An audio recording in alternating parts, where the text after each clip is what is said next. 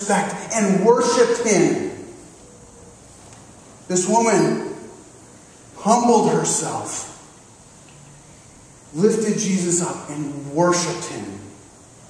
And worshiped him. My question is, what is the object of our worship? What are we worshiping Monday through Saturday? Our jobs? Something else? Maybe another person? What do we have over Jesus? What do we revere in the place of Jesus? What do we give reverence to? What do we give the most respect to? And what do we worship? Jesus sets us free from our past. And this should cause us to ultimate reverence and worship. The next thing the woman does, she poured her life out to Jesus. She poured her life out to Jesus. It says in verse 46, "You did not anoint my head with oil, but she has anointed my feet with ointment." Like I said, more than likely, this woman was a prostitute. Everybody knew it. When she went out to work, she probably cleaned herself up, put perfume on, which was this ointment, and went out and worked. By pouring this ointment on Jesus' feet, she was pouring out her whole life and her whole livelihood and saying, this represents the sin of my life, my former life. And she pours it out. And she pours it all out to Jesus. She doesn't keep anything. It doesn't say in the text that she kept some ointment or oil for herself. She poured it all out. She did not leave anything in it. She poured her whole life out to Jesus. Simon, he hid his sin from Jesus. He hid his sin. He was self-righteous. It's about what others think of me and not what God thinks of me. The amazing thing is, when he had those thoughts in his mind, he cast a judgment both on the woman and on Jesus. He cast a judgment on Jesus. Can you imagine that? He was not willing to pour out his whole life. The question is, what are you hiding from Jesus? What do you need to pour out at his feet? We all have something. We all have something. The woman poured everything out. Jesus sets us free from our past failures, and we need to give him everything. What does Jesus say in the end? He tells the woman, go in peace. And what it really means is to go into peace. And this word peace comes from the Hebrew word shalom. You've heard shalom before. That's a very common, you hear shalom.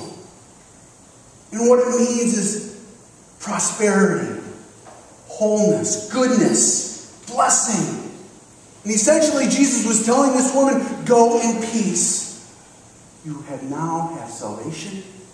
You are now welcomed into God's family. Before this event, because she was a prostitute, she couldn't worship. She couldn't come into the synagogue. She couldn't come into the church and worship. Society shunned her, and Jesus says, not anymore. Welcome. Peace, prosperity, wholeness. Why did she say that? Why did she come to begin with? And we can look at Luke chapter 7, and we can look at the verses before, but if we look at the harmony of the Gospels, these are the words spoken to Jesus right before this event when he was talking. And we find it in Luke chapter 11. Come to me, all who labor and are heavy laden, and I will give you rest. Take my yoke upon you and learn from me, for I am gentle and lowly in heart, and you will find rest for your souls. For my yoke is easy and my burden is light. And this woman, hearing these words, takes Jesus' yoke and receives salvation. Burdens are lifted in her life. All the ridicule, all the words are no longer in her life. She has received that peace. Some of us coming in this morning, We have burdens that have been dragging us down. We have burdens and we have things on our backs that were never meant for us to bear. And we just have to give them to God. We have to give them to Jesus. We have to pour them out. We have to pour out our life to Jesus. Jesus sets us free from our past failures. And there's burdens in here this morning that I know that are never meant for you to bear. Whether they're words from other people, past sin that you keep beating yourself up over. This woman is just like us. Do you see it? Every single one of us. So what can we learn? What can we apply?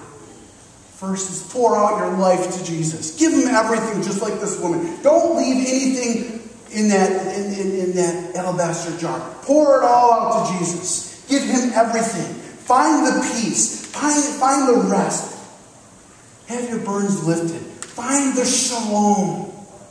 Jesus will give it to you. We have to pour out our lives. The second is don't hide your sin from Jesus. We do this all the time. Every single one of us are guilty of this. We hide. The ironic thing is, we think we're hiding. Jesus knows it anyways. Don't hide from Jesus. Don't hide your sin from Jesus. Simon thought he could. What happened was he was self-righteous and proud. And he started looking down his nose at everybody. May we not be like Simon, but like the woman, pouring out our lives to God. I want you to imagine that your life filled with freedom, wholeness, peace. Imagine your life redeemed. The woman walked away.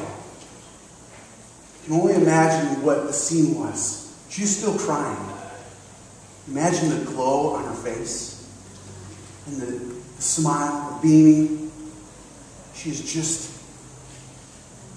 has the peace, the shalom, the wholeness. Imagine your life walking away beaming. All you have to do is cry out. Imagine your life not carrying those burdens that you were never meant to bear anyways.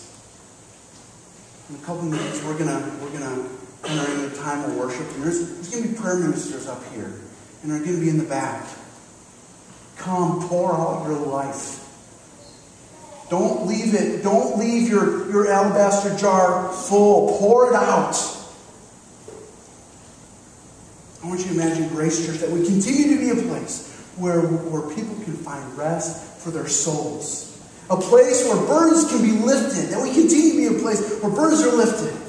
A place where people can continue to pour out their lives and find healing, wholeness, and peace.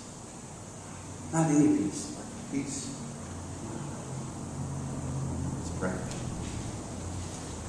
Jesus, we just praise you and thank you that you are a God that sees us and knows the burdens in our lives. You know the burdens on our backs. You know everything about us. We can't hide anything from you. And Jesus, we so desperately want to pour out our lives to you. We want to have that wholeness, that peace. Give it to us, Jesus. I just pray for every burden that's come in here.